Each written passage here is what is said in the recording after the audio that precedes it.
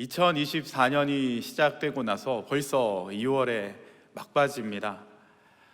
그런데 올해는 뭔가 좀 다른 게 있는 것 같습니다.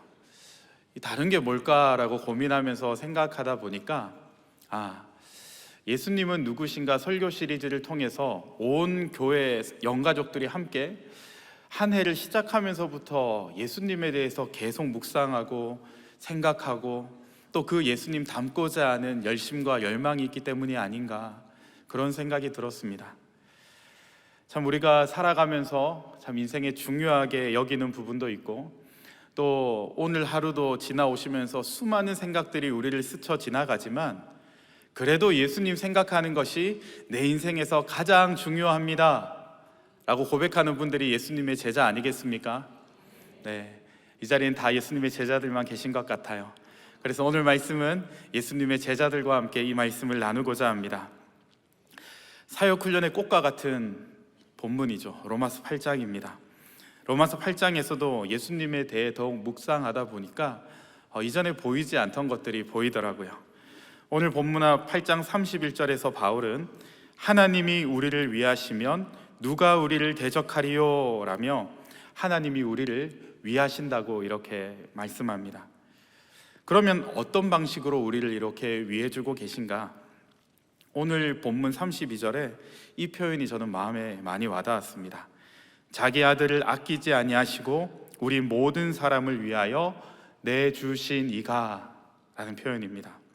바울은 하나님께서 우리를 이렇게 위해 주시는 방식으로 하나님께서 자기 아들을 아끼지 아니하시고 우리를 위해 내어주심으로 이렇게 말씀합니다. 성경에서 이렇게 내어주다라는 의미를 가진 단어가 참 많이 여러 군데 쓰이는데요, 그 중에서 몇 구절만 살펴보면 가장 먼저 창세기 14장에서 아브라함이 조카 롯을 이렇게 전투를 통해서 구해서 돌아왔을 때 살렘 왕이자 제사장인 멜기세덱을 만납니다. 그 멜기세덱을 만났을 때 내용입니다.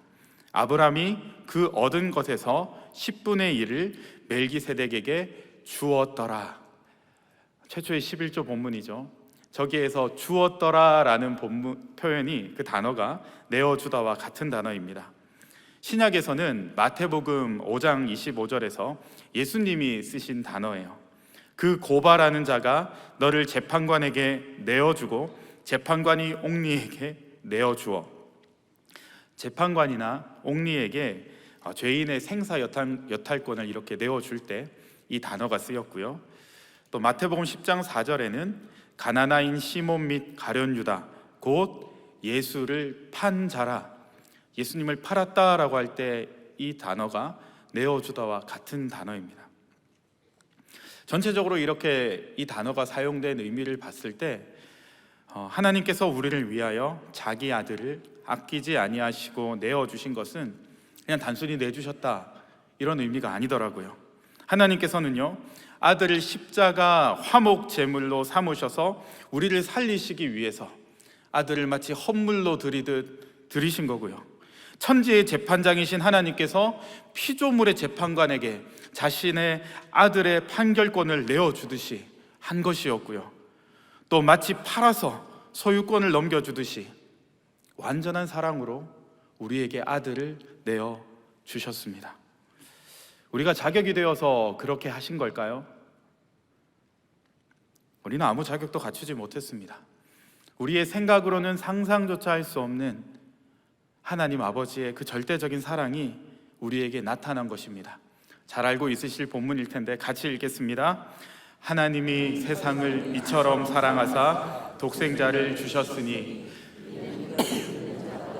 멸망하지 않고 영생을 얻게 하려 하심이라. 아멘. 이처럼 하나님은 우리를 사랑하셔서 아들 예수님을 아끼지 아니하시고 내어주셨습니다. 저는 여기서 한 가지 질문이 생겼습니다. 무슨 질문이냐면, 그렇다면 내어줌을 당하신 예수님께서는 이 땅에 우리에게 무엇을 주신 걸까? 라는 부분이었습니다. 하나님께서 아끼지 않고 아들을 사랑으로 내어주셨다는 로마서 8장 32절의 내용이 이제는 그 아들을 내어주셨을 때 그 아들이 실제적으로 이 땅에 오셔서 우리에게 무엇을 내어주셨는가를 더 깊이 이해하게 될 때 이 본문도 함께 더 깊어져 간다는 생각이 들었습니다. 그래서 단순히 예수님은 그냥 다 우리에게 예수님이 다 주셨습니다 라고 고백하기 이전에 오늘 말씀을 통해 하나님께서 아들을 내어주신 사랑과 그 사랑에 담긴 의미를 깊이 깨닫는 은혜의 시간이 되기를 간절히 소망합니다. 먼저 예수님께서 우리에게 자신을 사랑으로 내어주실 때 이스라엘의 상황이 어땠는지를 한번 살펴보고자 합니다. 하나님께서는 구약의 마지막 선지자인 말라기 선지자 이후에 400년 동안 아무 말씀을 하지 않으셨어요. 그것을 우리는 400년 침묵기라고 부릅니다. 그 시기에 이스라엘 내부에서는 우리 스스로 힘을 키워서 다윗 왕조를 재건하자라는 무력적인 운동이 일어나서 소위 마카비 왕조라고 하는 그런 왕조가 생겨나기도 했어요. 그런데 무력으로 세운 왕조는 또 다른 더 강한 무력에 의해서 무너졌죠. 그러는 사이 하나님을 섬기는 제사장 그룹과 서기관을 비롯해 지도자들은 이 율법에 담겨져 있는 하나님의 심정은 다 잊어버리고 오히려 그 능력이 되고 생명이 되어야 될 말씀이 족쇄가 되게 만들었고 오히려 화석화되어 버려서 더 이상 능력이 없는 상태가 되어버렸습니다. 사회적으로도 점차 로마의 지배권이 강화되기 시작합니다. 특히 로마를 대신해서 세금을 수탈하는 세리들 때문에 사람들의 마음도 좀 팍팍해지고 그들의 삶도 같이 팍팍해집니다. 수탈과 침탈의 역사가 시작된 거죠. 그러니까 그 시대는 누군가에게 무언가를 내어주기보다 그것을 빼앗기지 않으려고, 내 것을 빼앗기지 않으려고 움켜쥐는 시대였고요. 그 어떤 것도 밝고 소망이 있는 그런 모습보다는 자꾸만 점점 더 어두워진 그러한 시대였습니다. 아무것도 내어주지 않으려는 시대. 바로 그런 시대에 하나님은 아들 예수님을 세상에 내어주시고 아들 예수님은 우리에게 자신을 내어주셨습니다. 그렇다면 예수님은 사랑으로 우리에게 무엇을 내어주셨는가? 우리 첫 번째 한번 함께 읽어보겠습니다. 무한함을 내어주셨다. 성육신. 요한복음을 시작하는 구절이 있죠. 태초에 말씀이 계시니라. 이 말씀이 하나님과 함께 계셨으니 이 말씀은 곧 하나님이시니라. 태초에 말씀이 계셨습니다. 이 말씀이 누구십니까? 이 말씀이 누구십니까? 네, 예수님을 얘기하는 거죠. 그 말씀이 육신이 되어 오셨습니다. 예수님께서 인간의 몸, 가장 연약한 아기로 이 땅에 오신 거죠. 우리 이 구절도 함께 읽어보겠습니다. 첫 아들을 낳아 강보로 싸서 구유에 뉘었으니 이는 여관에 있을 곳이 없음이러라. 무한하신 하나님께서 결핍된 그 마구간에서 누가 보살펴주지 않으면 생존조차 할 수 없는 한계투성인 아기로 오신 것은요, 자신의 무한함을 우리를 위해 내어주시고 자신은 그 유한함 속에, 그 한계 속에 자발적으로 갇히신 것입니다. 물론 예수님은 한계가 없으세요. 하지만 인간의 몸이라는, 배고플 때 먹어야 되고 피곤하면 쉬어야 되고 밤이 되면 자야 되는 그 유한함 속으로 오신 것이죠. 말씀을 통해 살펴보면요, 40일을 밤낮으로 금식한 후에 줄이신지라. 배고프셨고요, 예수께서 길 가시다가 피곤하여 우물 곁에 그대로 앉으시니 오래 걷다 보니까 피곤해서 그냥 바닥에 철퍼더 앉기도 하셨습니다. 그냥 이런 표현만 보면 오늘 우리의 모습 같지 않습니까? 그런데요, 인간의 몸을 입고 오신 그분의 모습을 통해서 우리는 예수님께서 철저하게 우리가 살고 있는 이 공간, 그리고 우리가 살아가고 있는 이 시간이라는 한계 속으로 걸어 들어오신 것입니다. 자신의 무한함을 사랑으로 우리에게 내어주시며 기꺼이 우리를 위해 유한함 속으로 들어오신 것이죠. 그리고 30여 년의 인생을 평범한 한 사람으로 사셨습니다. 요셉이라는 목수의 아들로서 아버지의 가업을 따라 목수일을 하셨고요. 나사렛이라는 별로 유력하지 않은 작은 동네에서 이웃과 함께 가족과 함께 사셨습니다. 물론 언제든지 필요하면 12군단도 더 되는 천사를 부르실 수 있으셨겠지만 우리에게 사랑으로 내어주신 근원적인 목적을 이루기 위해 이 인간의 유한함을 참고 버티고 견뎌내셨습니다. 이 표현이 예수님께 좀 무례한 표현일까요? 저는 말씀을 읽을수록 예수님께서 참 많이 힘드셨겠구나, 참 이 땅의 모습을 보며 참 많이 가슴 아파하셨겠구나, 그래도 자신을 사랑하고 따르고자 하는 제자들을 보면서 마음에 많은 위로를 받으셨겠구나. 오늘도 수요 저녁 기도회에 피곤한 가운데서도 그 지친 몸을 이끌고 달려나온 한 분 한 분의 마음도 누구보다 깊이 공감하시고 잘 알고 계시겠구나. 자꾸 이런 묵상이 되더라고요. 그리고 이 구절이 새롭게 보였어요. 시험에 들지 않게 깨어 기도하라. 마음에는 원이로되 육신이 약하도다 하시고, 육신을 입으신 예수님은요, 우리 육신의 약함을 누구보다 잘 아시고 깊이 공감하십니다. 이런 약함 속에서도 우리가 예수님을 주인으로 모시는 삶을 계속해서 이렇게 살아갈 수 있음은 자신의 무한함을 내어주신, 그리고 스스로 유한함을 옷 입으신 예수님의 사랑으로 내어주심이 있기 때문입니다. 여기에 중요한 진리가 있는 거죠. 우리는 유한하지만, 우리는 연약하지만 무한함을 내어주신 예수님을 믿기에 이제는 예수님의 무한함이 나의 유한함을 이끌어 가신다는 거예요. 이게 무슨 말이냐면, 우리는 이 땅에서 발을 딛고 일상을 하루하루 살아가지만 이제는 그 무한함을 내어주셨던 예수님께서 보좌 우편에 앉으셔서 마음껏 무한함을 발휘하시는 시대예요. 예수님께서는 성령 하나님을 통해서 이런 일상을 살아가는 유한한 우리의 삶을 견인해 가세요. 이게 예수 그리스도의 무한함이 우리의 유한함을 이끌어 가신다는 표현입니다. 바울은 이렇게 얘기해요. 주께서 너희 마음을 인도하여 하나님의 사랑과 그리스도의 인내에 들어가게 하시기를 원하노라. 우리의 유한함 가운데 찾아오셔서 그 인도하심을 통해 하나님의 사랑과 그리스도의 인내에 들어가게 하도록 우리를 끌고 가신다는 겁니다. 그것은 그분이 우리의 유한함을 겪어보셨기에, 누구보다 이 무한함이 어떻게 필요한지 아시기에 오늘도 유한한 우리의 삶의 연장에 찾아오셔서 우리를 견인해 가고 계신 줄 믿습니다. 사랑하는 여러분, 그리스도의 제자의 삶은요, 우리의 유한함을 깊이 공감하시는 예수님께서 자신의 무한함으로 우리를 초대하신 삶이고요, 또 세상 속에 살아가지만 세상에는 속하지 않은 무한하신 예수 그리스도의 지배 아래 사는 삶입니다. 말이 좀 어렵죠? 그리스도의 제자의 삶은 우리의 유한함을 깊이 공감하시는 예수님께서 자신의 무한함으로 우리를 초대하신 삶이요, 또 세상 속에 살아가지만 세상에 속하지는 않은 무한하신 예수 그리스도의 지배 아래 사는 삶이 바로 우리 제자의 삶입니다. 그렇게 말씀대로 사는 것을 손해볼까 봐, 또 괜히 말씀대로 했다가 좀 무한함을 당할까 봐 주저하지 않으셔도 돼요.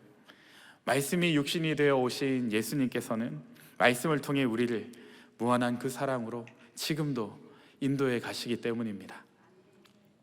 이처럼 자신의 무한함을 내어주신 첫 번째 내어주심에 이어 두 번째로 예수님은 사랑으로 무엇을 우리에게 내어주셨을까요? 우리 함께 읽어보겠습니다. 삶을 내어주셨다 제자도. 예수님은 유한한 인간으로 오셔서 베일에 쌓인 채 지내시다가 십자가에 달리기 하루 전에 나타나셔서 십자가에 달려 죽으시고 다 이루었다 하시고 그냥 3일 후에 부활하신 그런 사역을 하시지 않았어요. 예수님께서는 구원의 필수 행위만을 하고자 이 땅에 오신 것이 아니라는 얘기입니다. 예수님은요, 우리에게 자신의 삶을 내어주기 위해 오셨습니다. 그리고 그분의 삶 자체가 오늘 우리가 따르고 있는 예수님의 온전한 제자도예요. 예수님은 특별히 공생애가 시작되고 난 후에 제자들과 늘 함께 지내셨는데, 제가 5가지 정도의 구절을 통해서 살펴보겠습니다. 예수께서 무리를 보시고 산에 올라가 앉으시니 제자들이 나온지라. 예수께서 일어나 따라가심에 제자들도 가더니 예수께서 제자들과 함께 바다로 물러가시니 비유가 아니면 말씀하지 아니하시고 다만 혼자 계실 때에 그 제자들에게 모든 것을 해석하시더라. 그들과 함께 음식 잡수실 때에 떡을 가지사 축사하시고 떼어 그들에게 주시니. 이 구절들은 그냥 함께 걷고 함께 먹고 함께 배도 타고 함께 대화하고 또 가르치시고 또 함께 주무셨던 제자들에게 자신의 삶을 내어주신 예수님의 모습입니다.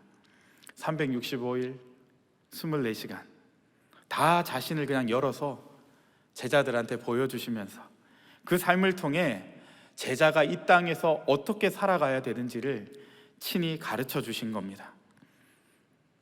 이처럼 말씀이 육신이 되어 내어주신 삶은요, 그 삶 자체가 하나의 강력한 말씀이요 메시지가 되어서 제자들의 시선을 바꾸고 그들의 가치관을 바꾸고 그들이 추구하는 삶을 바꿔놓고 그들의 행동까지 바꾸고 결국 그들의 체질까지 바꿔버리시는 강력한 은혜의 시간이었어요. 좀 당연한 얘기 같습니까? 여러분 한번 생각해 보십시오. 눈에 보이지 않는 하나님이 눈에 보이는 존재로 나타나서 어떻게 사는지를 친히 삶으로 보여주셨다면 우리는 어떻게 해야 될까요? 아, 그렇구나. 아유, 대단하시네. 어떻게 저렇게 하셨을까? 이야, 난 좀 아닌 듯. 뭐 이렇게 우리가 스스로 생각할 수도 있을 것 같아요. 그런데 예수님의 그러한 삶 자체가 우리에게 주시는, 우리에게 가르쳐 주시고 우리의 눈을 열어 보여주시는 가장 큰 메시지입니다. 그리고 이 메시지는 그냥 듣고 흘려보내는 메시지가 아니라 우리의 행동 지침이고 우리가 이렇게 살아야 된다는 것을 친히 그분이, 안 하셔도 되는 그분이 보여주신 거예요. 목사님, 말씀은 알겠는데 삶으로 실천하는 게 잘 안 돼요 라고 우리 사역반 집사님들이 얘기하시는 것 같아요. 그러면 얘기하죠. 네, 저도 잘 안 돼요. 네, 그런데 우리는 이 말씀대로 끝까지 살고자 몸부림쳐야 합니다. 왜 그렇죠? 예수님께서 친히 이 땅에 오셔서 자신의 삶을 우리에게 내어주시며, 얘들아, 내 사랑하는 제자들아, 아무리 힘들어도 너희도 이렇게 한번 살아봐. 십자가를 향해 걷는 나의 이 땅에서의 생애가 내겐 고통이 아니라 축복이었단다. 왜냐하면 이런 나의 모습을 2000년이 지나도 본받아 따라 살고자 하는 너희가 있기 때문이야. 사랑하는 예수님의 제자 여러분, 이 예수님의 제자의 길 정말 잘 선택하셨습니다. 예수님은요, 사랑으로 삶을 내어주시면서 우리가 이 길 따라가면 우리가 걸어가는 이 길 끝에서 두 팔 벌려 우리를 맞이할 준비를 하고 계세요. 그런데 우리 눈에는 그 모습이 안 보여요. 어떻게 그 길로 가야 되는지도 몰라요. 그렇게 그냥 있다가는 자꾸만 넓은 긴 큰 길로만 찾아갈 것 같으니까 예수님이 친히 이 땅에 오셔서 그 길로 가면 안 돼. 너희가 가야 될 길이 바로 이 길이야. 이 길로 와야만 이 길 끝에서 나를 만날 수 있단다. 예수님께서 친히 삶을 내어주시며 우리에게 이 길을 알려주신 거예요.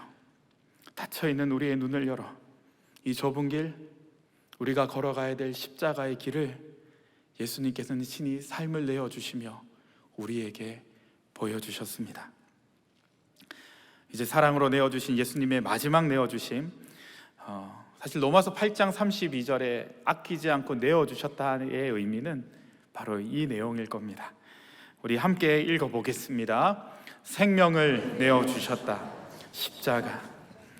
우리에게 무한함을 내어주시고 또 자신의 삶을 내어주신 예수님께서 이 땅에서 사랑으로 내어주신 가장 중요한 것은 바로 자신의 생명이었습니다. 인자가 온 것은 섬김을 받으려 함이 아니라 도리어 섬기려 하고 자기 목숨을 많은 사람의 대속물로 주려 함이니라. 아담의 원죄에 사로잡힌 인간은 할 수 없는 영역이에요. 모든 사람은 내가 저 사람을 대신해서 죽겠다고 죽어도 자신의 죄값 때문에 죽는 것이지 그 사람의 죄를 대신할 수는 없어요. 그런데 예수님께서는 성령으로 잉태하사 동정녀 마리아에게 나시고 아무 흠 없는 어린 양처럼 십자가에서 제물이 되셔서 우리 대신하여 십자가에 달려 죽으셨습니다. 우리의 죄 때문에 예수님은 자신의 생명을 내어 주신 것입니다. 여러분은 십자가 하면 어떤 생각이 드십니까? 당시 로마에 오늘 정말 죄송합니다. 제가 수요예배만 설교만 하려고 하면 끊임없이 기침이 왜 자꾸 올라오는지. 주여. 네.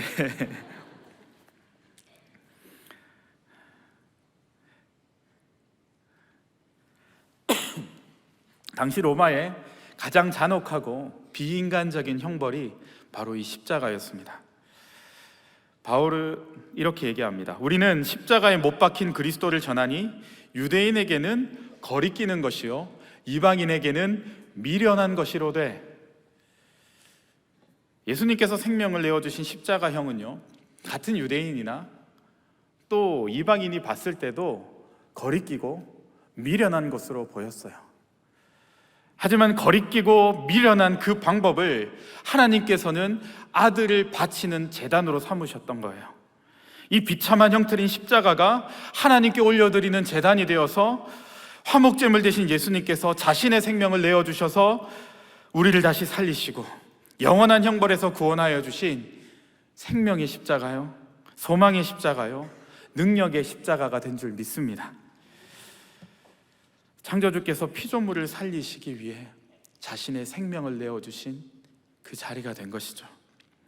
우리는 내가 위험에 처했을 때 나를 살리고 죽음을 맞이한 사람이 있어도 그 사람에게 너무 평생 감사하고 그 사람을 늘 추모하면서 우리는 살아갈 거예요. 그렇다면 하나님의 본체이신 예수님께서 나를 살리기 위해 십자가에서 자신의 생명을 내어주셨다면 우리는 그분을 생각하며 어떻게 살아야 될까요? 예수님의 십자가의 무게, 십자가의 고통, 십자가의 희생, 십자가에서 하나님과의 단절. 그런데 예수님이 그 짐을 져주시니까 예수님의 제자인 나에게는 그 십자가의 무게가 생명의 무게가 되고 생명의 감격이 되고 생명의 소망이 되고 그 생명의 영원함이 되었습니다. 그렇다면 예수님께서는 이렇게 세 가지, 우리가 함께 살펴봤던 이 세 가지, 자신의 무한함, 자신의 삶, 자신의 생명까지 모든 것을 사랑으로 내어주셨는데, 그러면 그렇게 되고 자연스럽게 마무리가 된 걸까요?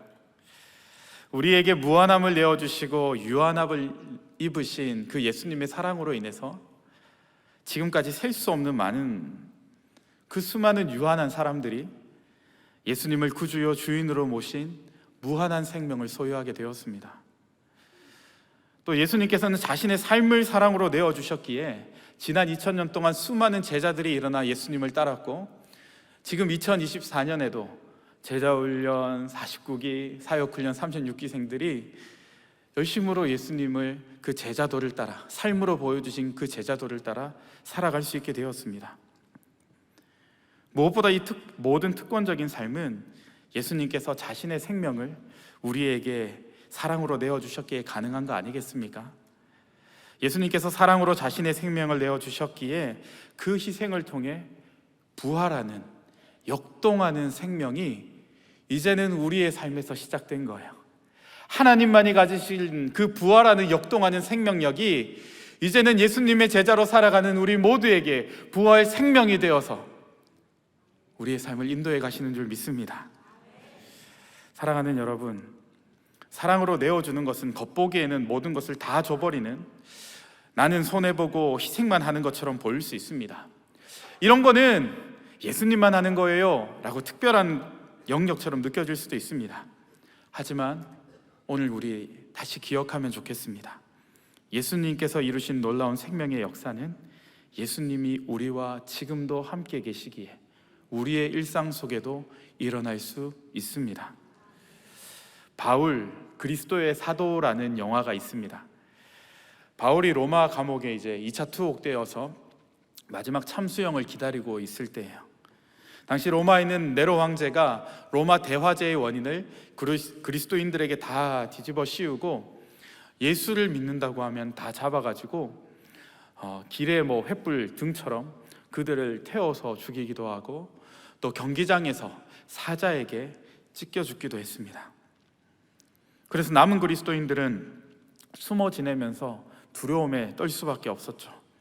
또 한편으로는 어린아이들까지 희생되는 모습을 보면서 분노에 차서 이대로 있을 수는 없다.